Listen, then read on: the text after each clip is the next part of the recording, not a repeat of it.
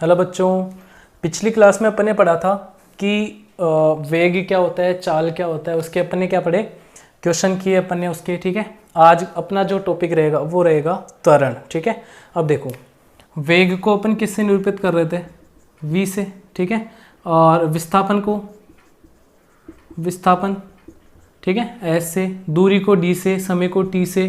ठीक है, तो ये आप कुछ सिंबल्स याद रखना, बहुत काम की चीज़ें हैं, ये बहुत काम में आने वाला है चैप्टर में।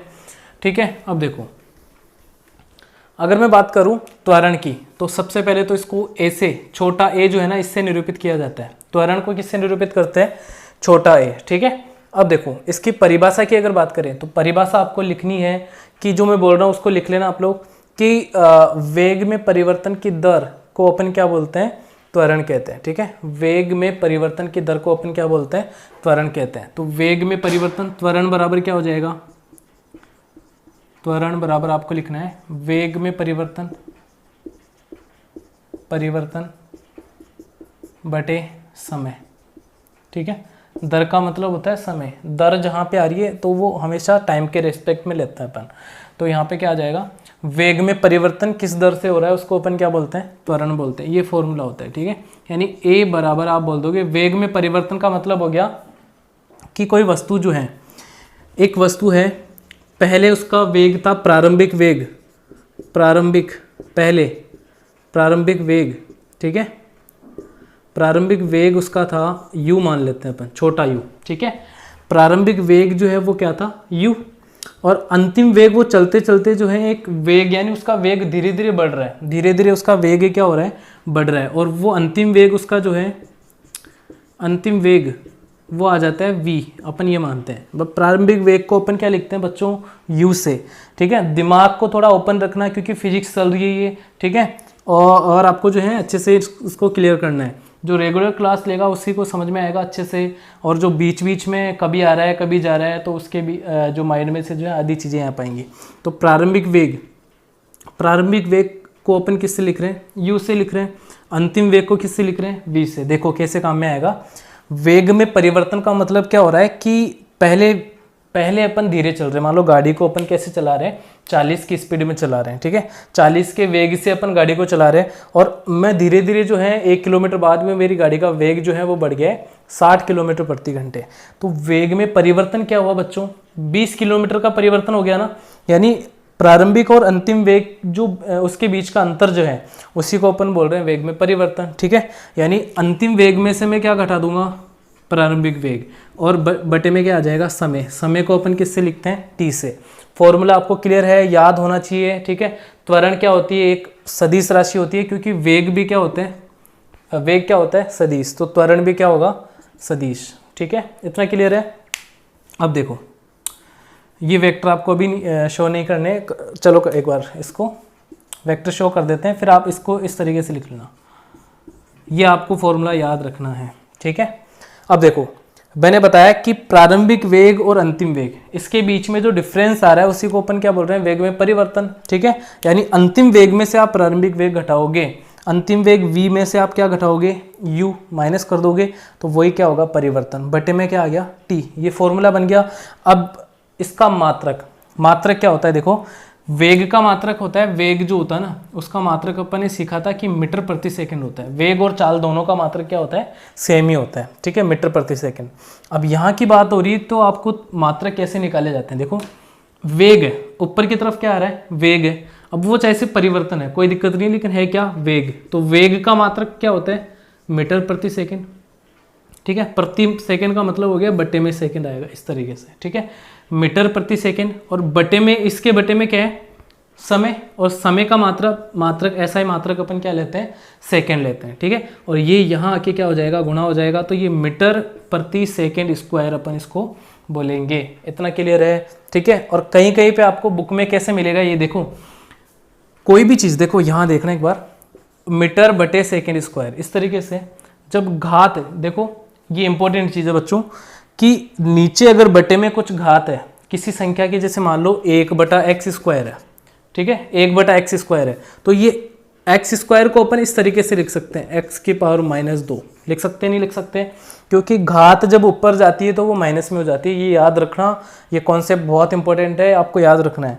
तो यहाँ भी जो है मीटर एस की जो है घात क्या है, 2 है, तो ऊपर जाएगी तो ये किस तरीके से लिखी जा सकती है, मीटर सेकेंड माइनस, इस तरीके से, ठीक है, माइनस में हो जाएगा, वो साइन चेंज हो जाएगा, जैसे ही ऊपर आएगा साइन चेंज हो जाएगा। बहुत इंपॉर्टेंट चीज़ें हैं, नोट कर लेना। वेग में परिवर्तन की दर वो क्या होता है, त्वरण, ए से निरूपित करते हैं। वेग में परिवर्तन मतलब अंतिम वेग में से प्रारंभिक वेग बटे टी, ठीक है। मात्रक क्या होता है, मीटर प्रति सेकेंड स्क्वायर या मीटर इंटू सेकेंड स्क्वायर, ठीक है, माइनस में आएगा इस तरीके से। इतना याद रख लोगे आप लोग। अब देखो एक टॉपिक है इसमें अगला कि वेग समय ग्राफ, ग्राफ कैसे बनाते हैं। अब ये इंपॉर्टेंट टॉपिक है कि गति जो अपन पढ़ रहे हैं, ठीक है, गति जो है बुक में आपको जो नया सिलेबस है उसमें भी मिल जाएगा ये आराम से, ठीक है। तो देखो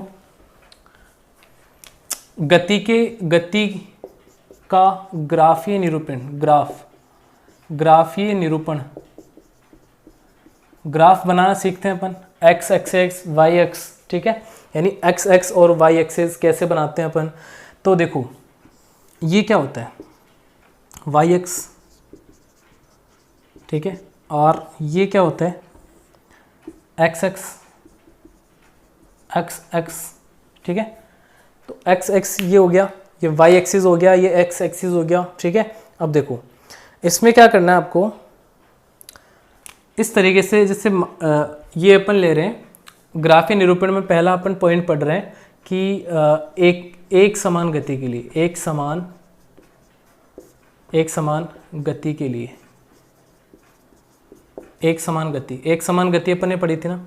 एक समान गति क्या होती है कि एक फिक्स टाइम में एक निश्चित दूरी या निश्चित समय में निश्चित दूरी तय करना, उसी को अपन क्या बोलते हैं, एक समान गति बोलते हैं, ठीक है। यानी अगर बात करें अपन तो यहाँ की अगर मैं बात करूँ तो इस तरीके से ग्राफ आएगा, एक समान गति का इस तरीके से ग्राफ आएगा। देखो कि यहाँ मैं टाइम ही ले रहा हूँ, इस एक्स एक्स में मैं क्या ले रहा हूँ, समय, टाइम ले रहा हूँ, और वाई एक्स पे मैं क्या ले रहा हूँ, वेग ले रहा हूँ। इतना क्लियर है बच्चों, ठीक है। एक समान गति के लिए अपन क्या बना रहे हैं, ग्राफ बना रहे हैं। तो यहाँ पे मैंने क्या ले लिया, v ले लिया। अब देखो जैसे ये समय के लिए मैं यहाँ पे कुछ समय है, यहाँ पे कुछ समय है, यहाँ पे कुछ समय, ऐसे ही वेग भी है यहाँ पे, ठीक है। तो जैसे जैसे मैं वेग बढ़ाऊंगा, जैसे मान लो यहाँ पे 100 या ऐसे ले लो कि 1 घंटा 2 घंटे 3 घंटे, ठीक है, और ये चल रही 1 घंटे में 1 किलोमीटर 2 किलोमीटर, सॉरी यहाँ पे डिस्टेंस आएगी बच्चों, दूरी आएगी, सॉरी, ठीक है। दूरी और समय में अपन ग्राफ बना रहे हैं, दूरी और समय में ग्राफ बना रहे हैं। तो यहाँ पे क्या हो जाएगा, समय और दूरी, ठीक है। तो ये 3 किलोमीटर, ठीक है। दूरी किस में ले रहे हैं अपन, किलोमीटर में, और समय किस में ले रहे हैं, घंटे में ले रहे हैं। अभी याद रखना आप लोग, ठीक है, घंटे में ले रहे हैं। तो देखो 1 घंटे में जो है 1 किलोमीटर चल रहा है, कोई आदमी है 1 घंटे में क्या चल रहा है, 1 किलोमीटर चल रहा है। फिर अगले 1 घंटे में कहाँ पहुँच जाएगा, वो 2 किलोमीटर पे पहुँच जाएगा। फिर अगले 1 घंटे में कहाँ पहुँच जाएगा, 3 किलोमीटर पे पहुँच जाएगा, ठीक है। तो ये क्या कि एक निश्चित समय अंतराल में निश्चित दूरी तय कर रहा है, निश्चित समय में क्या कर रहा है, निश्चित दूरी। तो इस तरीके से जो है ग्राफ आएगा इसका, ठीक है।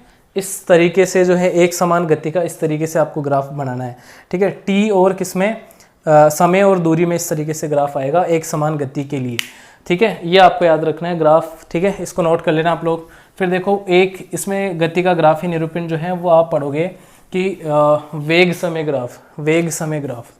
दूसरा आपको पढ़ोगे इसमें वेग और समय में ग्राफ, वेग समय ग्राफ, वेग और समय में ग्राफ, ठीक है। अब देखो वही आपको क्या लेना है, एक्स एक्स और वाई एक्स, ये वाई एक्सिस है और ये एक्स एक्सिस बोलते हैं इसको, ठीक है। तो हो गए। तो अब देखो वही एक्स एक्स पे अपने को क्या लेना है, समय, और वो अपन ले रहे हैं सेकंड में। अब की बार अपन किस में ले रहे हैं, सेकंड में ले रहे हैं। और यहाँ अगर मैं बात करूँ तो वेग लेना है अपने को, ठीक है। वेग अपन v से निरूपित करते हैं, और ये अपन किस में ले रहे हैं भाई, मीटर प्रति सेकंड, इसका क्या होता है, मात्रक होता है, ठीक है। ये वेग ले लिया अपन ने, और यहाँ पे क्या ले लिया, समय ले लिया, ठीक है। अब देखो कि जब अपन वेग समय ग्राफ बना रहे, और वो भी किसके लिए, एक समान गति के लिए, एक समान गति के लिए। या एक समान वेग के लिए, ठीक है। एक समान वेग जब होगा ना, यानी वो वस्तु एक निश्चित वेग से चलती जा रही है, उसके वेग में कोई परिवर्तन नहीं हो रहा है, तो इस तरीके से एक सीधी लाइन ग्राफ आएगा, ठीक है। इस तरीके से एक सीधी लाइन ग्राफ जो है आपको ड्रॉ कर देना है, इस तरीके से बना देना है, ठीक है। यानी ये v वेग से जो है चल रही है मान लेते हैं अपन, ठीक है। तो v वेग से ही चलती रहेगी, इसके वेग में कोई परिवर्तन नहीं हो रहा, तो ये क्या हो जाएगा टोटल, इस तरीके से ये जो है यहाँ पे ग्राफ बन जाएगा इस तरीके से, ठीक है। और ये टोटल जो दूरी चली है उसको अपन s से निरूपित करेंगे यहाँ पे, ठीक है। ये याद रखना कि जो दूरी चली है उसको अपन किससे निरूपित करेंगे, s से। अब देखो यहाँ आपको एक चीज़ दिख रही है, मैं इसको नाम दे देता हूँ o, इसको मैंने नाम दे दिया, ये मान लो v वेग है, ठीक है। इसको मैंने नाम दे दिया a, b और c, ये पॉइंट है, चारों पॉइंट।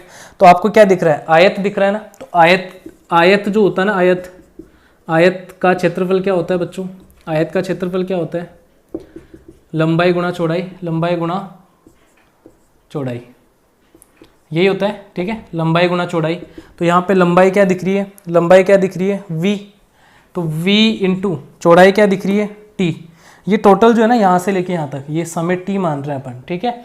ये समय क्या मान रहे हैं, o से लेकर c तक समय अपन क्या मान रहे हैं t, और o से लेके a तक वेग क्या है इसका v, यानी t समय में वो कितना वेग चल गया, v वेग से चल रहा है, ठीक है। तो अब देखो आयत का क्षेत्रफल ओ ए बी सी का क्षेत्रफल अपन बोल रहे हैं, तो लंबाई यहाँ पे क्या है ओ ए इंटू चौड़ाई क्या है ओ सी, ठीक है। तो ओ ए यहाँ पे क्या है देखो, ओ ए की वैल्यू क्या ली अपन ने v, तो v इंटू ओ सी क्या लिया अपन ने टाइम t, और ये जो आयत का क्षेत्रफल जो है ना ओ ए बी सी का क्षेत्रफल, ये किसके बराबर होगा, s के बराबर। तो ये याद रखना आपको कि s जो है दूरी या विस्थापन जो है दूरी, ठीक है, वो v इंटू टी, वेग इंटू समय के बराबर होगी, ठीक है। इतना याद रख लोगे आप लोग, तो ये आपको अच्छे से नोट करना है, इसको नोट करो फटाफट से, फिर आगे बढ़ते हैं। अब देखो एक समान अगर त्वरण से चल रही है कोई, ये तो था एक समान वेग से, एक समान वेग से कोई वस्तु चल रही है तो उसके लिए ग्राफ कैसा आएगा। अब अपन पढ़ेंगे कि तीसरा, एक समान त्वरण से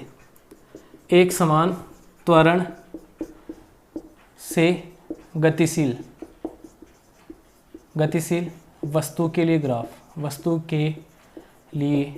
ग्राफ, ठीक है।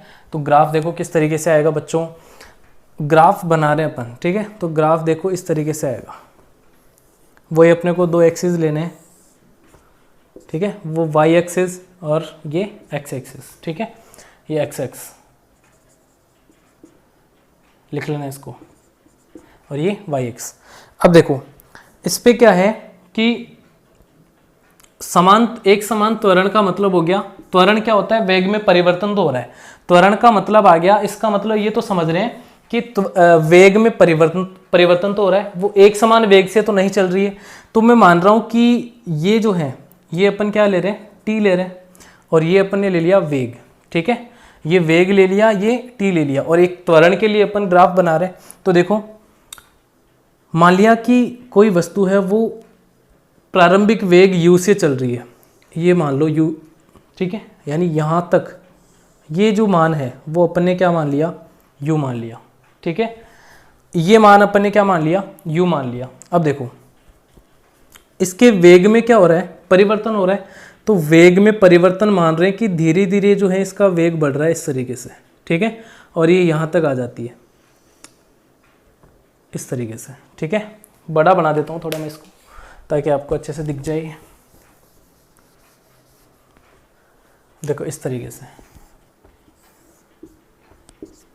ये अपन ने क्या ले लिया, इस पे v ले लिया, वेग ले लिया, और यहाँ पे क्या ले लिया, समय ले लिया, ठीक है। कोई वस्तु है t समय में जो है, t समय अपन मान लेते हैं यहाँ तक अपन ने मान लिया कि t समय, ठीक है, t समय है, और वो वस्तु जो है v वेग, अपन प्रारंभिक वेग अपने को कुछ मानना पड़ेगा यहाँ पे, ठीक है। तो प्रारंभिक वेग अपन ने मान लिया कि वो जो है ये वैल्यू, ये अपन ने मान लिए स्मॉल u प्रारंभिक वेग, ठीक है, इतना चल रही है, ये लो जी, ठीक है, नहीं है, ये प्रारंभिक वेग था। अब क्या हो रहा है कि एक समान त्वरण का मतलब क्या, वेग में परिवर्तन तो होगा, तो धीरे धीरे उसके वेग में क्या हो रहा है, परिवर्तन हो रहा है इस तरीके से, ठीक है। तो ये जो वैल्यू आई यहाँ तक, जो ये वैल्यू आ रही है, ये मान आ रहा है, वो क्या है भाई, ये अंतिम वेग होगा ना, यहाँ से यहाँ तक ये v होगा ना। क्यों, देखो प्रारंभिक वेग v से चल रही है कोई वस्तु, ठीक है, और उसने क्या कर लिया, धीरे धीरे अपना वेग बढ़ा लिया और अंतिम यहाँ तक मैक्सिमम वैल्यू यहाँ तक आई, तो अपन ने क्या कर लिया, इसको डॉट कर करके यहाँ तक मिला लिया। अब ये वैल्यू मतलब देखो v वेग से तो चली रही थी, ठीक है, और उसने क्या कर लिया, अपना वेग बढ़ा लिया यहाँ तक, ठीक है, और अधिकतम वेग क्या हुआ, अंतिम वेग ही होगा उसका, तो अंतिम वेग यहाँ अपन ने क्या कर लिया, इसको मैच कर लिया, और ये इसकी वैल्यू क्या हो जाएगी, v हो जाएगी। बच्चों बहुत इंपॉर्टेंट है, दिमाग जो है ओपन करके रखना आप, ठीक है, क्योंकि टॉपिक थोड़ा अच्छा टॉपिक है, ठीक है। अब देखो ये था प्रारंभिक वेग और ये क्या हुआ, अंतिम वेग अपन ने इस तरीके से ले लिया, ठीक है। अब देखो ये जो टोटल ये ग्राफ बन, ये एरिया जो कवर कर रहा है, ये एरिया जो बनेगा यहाँ पे, ये इसको आपको क्या मानना है, विस्थापन मानना है, विस्थापन या दूरी जो अपन मान रहे हैं, ठीक है। टोटल दूरी s के बराबर लेना है आपको। जितने भी ग्राफ बनाएंगे यहाँ पे अपन जो दूरी लेंगे वो किस में लेंगे, s में लेंगे, ठीक है। ये आप रट लेना, इस चीज़ को याद रखना, ठीक है। तो देखो t समय में कोई वस्तु जो है इतना, ये अपन ने ग्राफ बना लिया।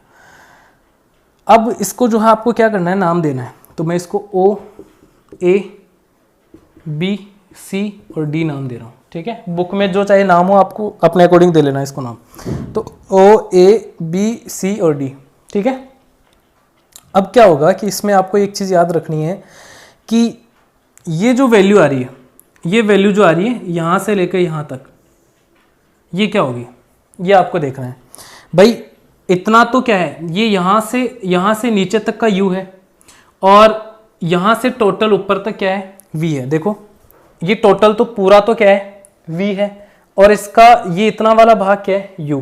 तो आप ये नहीं निकाल सकते, ये अपन बोल सकते हैं v माइनस u होगा नहीं होगा भाई। इस टोटल में से, इस पूरे में से आप क्या माइनस कर दो, u माइनस कर दोगे, ये वाली दूरी माइनस कर दोगे तो क्या आ जाएगा, v माइनस u आ जाएगा, नहीं आ जाएगा, v माइनस u आ जाएगा। यहाँ से आप एक चीज़ निकाल सकते हो, पहली समीकरण निकाल रहे हैं। देखो ये ग्राफ बना रहे हैं, इसी से बहुत इंपॉर्टेंट चीज़ आने वाली है कि यहाँ पे अपन गति के 3 समीकरण निकालेंगे। देखो पहली समीकरण अपन बनाने जा रहे हैं, देखो कैसे बनेगी। वेग अपन ने पढ़ा, सॉरी त्वरण अपन ने पढ़ा। त्वरण बराबर क्या होता है, वेग में परिवर्तन, वेग में परिवर्तन बटे समय या समय अंतराल, ये अपन ने पढ़ा, ठीक है। अब यहां से आप कैसे निकालोगे, यहां से आप जो है त्वरण कैसे निकालोगे, यहां से आप जो है गति की पहली समीकरण कैसे बनाओगे, वो चीजें इंपॉर्टेंट, ठीक है। तो अब देखो एक चीज क्लियरली हो रही है कि त्वरण को तो मैं सबसे पहले ए से लिखता हूं, त्वरण को मैंने किससे लिख दिया, ए से लिख दिया है। वेग में परिवर्तन, देखो यहाँ पे वेग में परिवर्तन क्या हो रहा है, देखो बच्चों वेग में परिवर्तन, इस टोटल दूरी भाई ये क्या था db, इसमें से क्या माइनस कर दिया अपन ने, bc माइनस कर दो।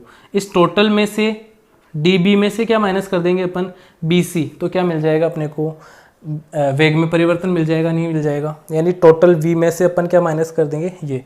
तो देखो इस टोटल की दूरी तो है, लंबाई क्या है इसकी, db माइनस ये छोटी वाली दूरी क्या है, cb या bc लिख दो इसको आप, ठीक है। और समय क्या ले रहे हैं अपन, OB, ये लो जी, समय क्या ले लिया अपन ने, OB, ठीक है। तो ये क्या बन जाएगा, देखो dB, d और b की वैल्यू क्या है, टोटल v है, माइनस bc, ये देखो b और c, ये वाली दूरी ये किसके समान है, u के समान है, तो u बटे में OB ये क्या है, t के बराबर है। तो ये त्वरण बन रहा नहीं बन रहा, ये त्वरण का फॉर्मूला बन गया ना। इस t को कहाँ गुणा कर दूंगा, वज्र गुणा कर दूंगा बच्चों, ठीक है। यानी t कहाँ गुणा हो जाएगा, a से, at बन जाएगा बराबर v माइनस u। इसको ऐसे लिख देना आप, v माइनस u बराबर at, ठीक है। ये होती है गति की पहली समीकरण।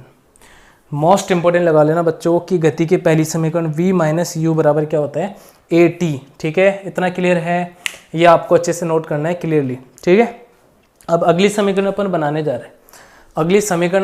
जा रहे हैं, तो देखो अगली समीकरण कैसे बनाएंगे,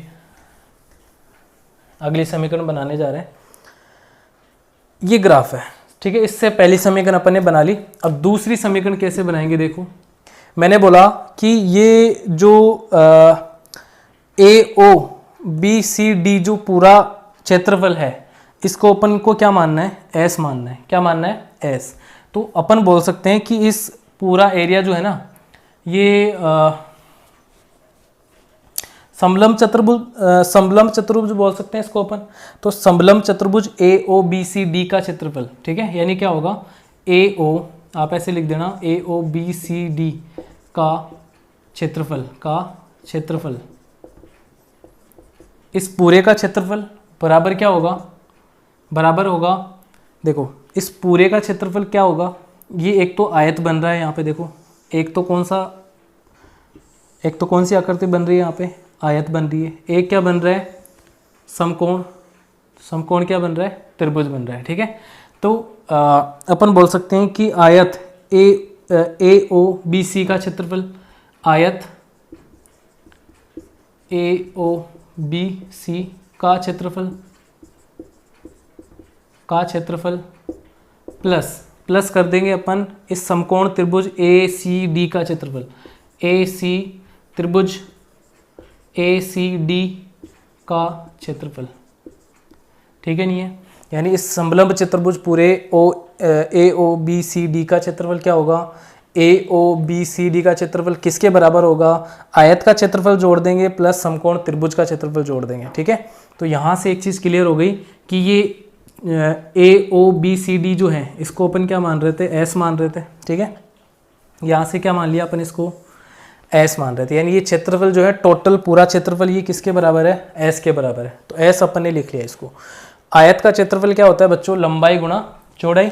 तो यहाँ देखो, ये आयत जो दिख रहा है, इसकी लंबाई आपको क्या दिख रही है बच्चों, लंबाई क्या दिख रही है, ये वाली देखो, लंबाई क्या दिख रही है, AO।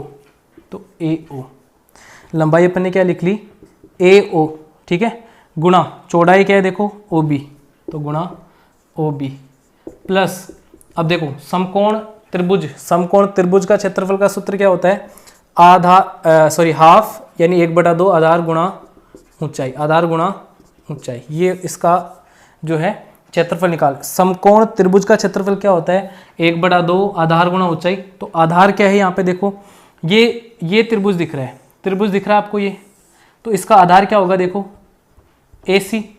तो यहाँ पे मैंने लिख दिया AC गुणा इसकी ऊंचाई, देखो ये है ऊंचाई, ठीक है, तो DC, ठीक है, इतना क्लियर है। अब देखो नेक्स्ट चीज यहाँ पे क्या आ जाएगी, AO। अब इसके क्या करना है, आपको मान रख देना है। तो AO का मान क्या है यहाँ पे अपन ने क्या लिया है, U इंटू OB, O से B तक क्या लिया अपन ने, T लिया है, प्लस हाफ इंटू AC, देखो कहाँ है AC, ये रहा AC, अपन ने क्या लिया है वही। अब देखो एक चीज़ क्लियर है कि अगर ये T है तो ये भी क्या होगा T, क्योंकि आयत के आमने सामने की भुजाएं क्या होती है, बराबर होती है।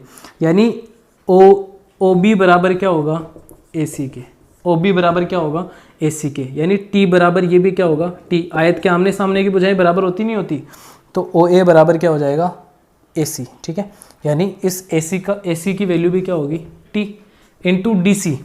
ये देखो DC की वैल्यू आपको क्या दिख रही है, ये D देखो, यहाँ से लेकर यहाँ तक DC, ये वाली दूरी लेनी है आपको, ये वाली दूरी V माइनस U क्या दिख रही है बच्चों, V माइनस U। तो आपने क्या लिख दिया, V माइनस U, ये V माइनस U आ जाएगा, ठीक है। अब इसको आप क्या कर लोगे, सिंपल कर लो, सिंप्लीफाई कर लो। तो S बराबर क्या आ जाएगा, UT गुणा हो जाएगा प्लस इस देखो यहाँ से V माइनस यू को अभी अपने एक समीकरण बनाई थी, पहली समीकरण V माइनस यू बराबर 80 ऐसा लिखा था अपन ने। तो इस V माइनस यू को मैं क्या लिख सकता हूँ, इस V माइनस यू को बराबर में 80 लिख सकता हूँ। तो यहाँ भी मैंने क्या लिख दिया, हाफ इंटू टी इंटू 80। इस V माइनस यू की जगह मैंने पहली समीकरण से क्या रख दिया, 80 रख दिया है, ठीक है। तो S बराबर U T plus half A T square, गुणा कर लेना, T और T मिलके T स्क्वायर हो जाएगा। तो S बराबर U T plus half A T square, ये दूसरी समीकरण है भाई, ये गति की क्या है, दूसरी समीकरण। इतना क्लियर है, बहुत इंपॉर्टेंट चीज़ है, याद रख लेना, इनको अच्छे से नोट कर लेना। जिसको अगर ऐसा लग रहा है कि ये तो बहुत हार्ड टॉपिक है बच्चों, ये बहुत इंपॉर्टेंट टॉपिक है, इसको जैसे भी आप कर सको 2-3 बार इस वीडियो को देख लेना, अच्छे से समझ में आ जाएगा आपके। तो देखो अगली मैं समीकरण बनाने जा रहा हूँ। अब इस ग्राफ का कोई काम नहीं है अपने, ठीक है, इस ग्राफ का कोई काम नहीं रहा। अब थर्ड जो समीकरण बना लेंगे वो अपन इसी तरीके से पहली और दूसरी समीकरण की सहायता से ही अपन इसको बना लेंगे। तो देखो कैसे बना लेंगे, कैसे बना लेंगे, आपको मैथ तो आती है ना थोड़ी बहुत, तो मैथ का ही यहाँ पे उपयोग करेंगे अपन, ठीक है। पहली अपन ने समीकरण बनाई v माइनस यू बराबर AT, और दूसरी अपन ने बना ली s बराबर UT plus half AT square, ये t है, ठीक है, UT plus half AT square, ठीक है। अब क्या करना है आपको बच्चों, यहाँ से t का मान निकाल लो। पहली समीकरण से आप क्या कर लो, t का मान निकाल लो। तो t बराबर मैं लिख सकता हूँ a जो है ना, a ये गुणा में है ना, इसको बटे में ले आओ, तो v माइनस यू बटे a, t का मान आ गया। और इस t का मान कहाँ रख दो, समीकरण नंबर 2 में, ये 1 दे दो, इसको समीकरण नंबर 2 दे दो। तो t का मान समीकरण नंबर 2 में रखने पर, 2 में रख दो।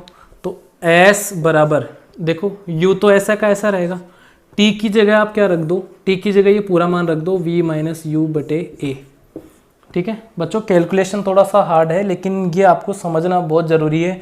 यहाँ से 5-6 नंबर का क्वेश्चन आता है, ठीक है, ये अर्धवार्षिक परीक्षा में और वार्षिक परीक्षा में। तो 6 नंबर या 5 नंबर आपको अगर खोने हैं तो इस वीडियो को आप नहीं देखोगे। और मैं तो ये रिकमेंड करूँगा कि बच्चों इसको देखना ज़रूर आप, ठीक है, इसको सबको कंपलसरी ये देखना, ठीक है। कोई अगर इसको अवॉइड करेगा वो अपना बहुत बड़ा लॉस कर लेगा। तो इतना याद रखना आपको, इसको कंपलसरी ये देखना आपको, ठीक है। v ये अपने वैल्यू रख दी। अब आगे देखो प्लस का साइन आ गया, हाफ आधा, ठीक है, इनटू a, और t का मान क्या है, v माइनस यू बटे a का स्क्वायर, ठीक है। अब देखो क्या करना है आपको, यहाँ से ये तो ऐसे इस u को आप अंदर मल्टीप्लाई कर दो, तो uv माइनस यू स्क्वायर बटे में a, ठीक है। u को मैंने ऊपर मल्टीप्लाई कर दिया, प्लस यहाँ से देखो एक चीज़ समझ में आ रही है कि इंटू हाफ इंटू a तो ऐसे रहेगा। अब स्क्वायर को मैं कैसे लिख सकता हूँ, v माइनस यू का स्क्वायर बटे में a का स्क्वायर, अलग अलग लिख दिया मैंने, ठीक है। अब मैथ में क्या होगा, ये कट जाएगा, ठीक है, यहाँ क्या बच जाएगा, a बच जाएगा, वो a कहाँ आ जाएगा, इस 2 से गुणा हो जाएगा। तो uv माइनस यू स्क्वायर बटे a प्लस ये a यहाँ बचाता ना, वो यहाँ पे मैंने इस तरीके से लिख दिया 2a, और यहाँ क्या बच गया, v माइनस यू का होल स्क्वायर। अब a प्लस बी का होल स्क्वायर आता है क्या किसी को, a प्लस बी का होल स्क्वायर पता होगा सबको। a प्लस बी का होल स्क्वायर क्या होता है, a square plus b square plus 2ab। इसी फॉर्मूले, इसी गणित का जो बीजगणित पढ़ते हो उसमें ये फॉर्मूला है, इसी फॉर्मूले से आप क्या कर दो, इसको ओपन कर दो, खोल दो इसको ब्रैकेट को, ठीक है। तो ये क्या आ जाएगा, v को अपन क्या मान रहे हैं, a मान लो, और u को आप क्या मान लो, b। तो इसको उस फॉर्मूले की सहायता से आप सॉरी माइनस है ना यहाँ पे, एक मिनट माइनस है तो माइनस आ जाएगा यहाँ पे, ठीक है, ये आ जाएगा माइनस इस तरीके से। तो माइनस से जो है इसको ओपन कर दो, तो ये क्या आ जाएगा, v square plus you square minus 2uv, clear है इतना, ठीक है, 2uv आ जाएगा ना। अब देखो इसको क्या कर लो, आप सोल्व कर लो। अब इसको सोल्व कैसे करेंगे, यहाँ से एलसीएम ले लो, इस a और 2a का एलसीएम लेस से लेना आता है सभी को। तो इस a और 2a का लेस से कैसे आएगा, देखो, ठीक है, 2a मैंने क्या ले लिया, एलसीएम, ठीक है, a और 2a का एलसीएम क्या आएगा, 2a। तो a का इसमें भाग दोगे आप तो क्या बचेगा, 2 बचेगा ना भाई। एलसीएम कैसे लेते हैं अपन, 2a और a का एलसीएम ले लो, पहले 2 का भाग सॉरी a का भाग दे लो, तो a का भाग दोगे तो यहाँ तो 2 बच जाएगा और यहाँ 1 आ जाएगा, फिर 2 का भाग दे लो, तो इन दोनों को गुणा कर लो तो 2a, तो ये एलसीएम क्या आएगा, 2a आएगा ना। अब एलसीएम में क्या, एलसीएम का पैटर्न क्या होता है कि a का पहले भाग इस नीचे वाली संख्या का भाग देते हैं, तो 2a में जब a का भाग दोगे तो a से a तो कट जाएगा, बच जाएगा क्या, 2। तो ये 2 को क्या कर दो आप, ऊपर वाली संख्या से गुणा करते हैं, तो 2uv minus 2u square plus ये पूरा का पूरा 2a का इसमें भाग दोगे तो 1 आएगा, और इस 1 को इससे गुणा करेंगे तो v square plus you square minus 2uv, ये आ जाएगा। ये आ रहा है ना इतना, ये समझ में आ रहा है इतना, ठीक है। अब इसको आप क्या कर दोगे, देखो 2u और 2uv कट रहे हैं, ठीक है। और इस 2u माइनस का 2u स्क्वायर और u स्क्वायर, ऐसे देखो माइनस का 2u स्क्वायर और प्लस का u स्क्वायर, तो ये बच जाएगा माइनस का u स्क्वायर, ठीक है। तो यहाँ से s बच गया, इधर s आ रहा है, s सबके साथ चल रहा है यहाँ पे, ठीक है। अब इसको हटा देता हूँ मैं एक बार,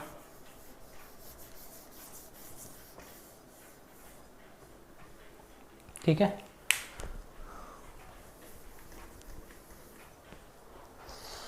s के बराबर देखो क्या आ जाएगा, यहाँ लिख रहा हूँ, s तो है इधर, s बच गया और यहाँ ये कट गया और 2u स्क्वायर में से u स्क्वायर गया, तो क्या बच जाएगा, माइनस का u स्क्वायर और प्लस का v स्क्वायर अपॉन 2a।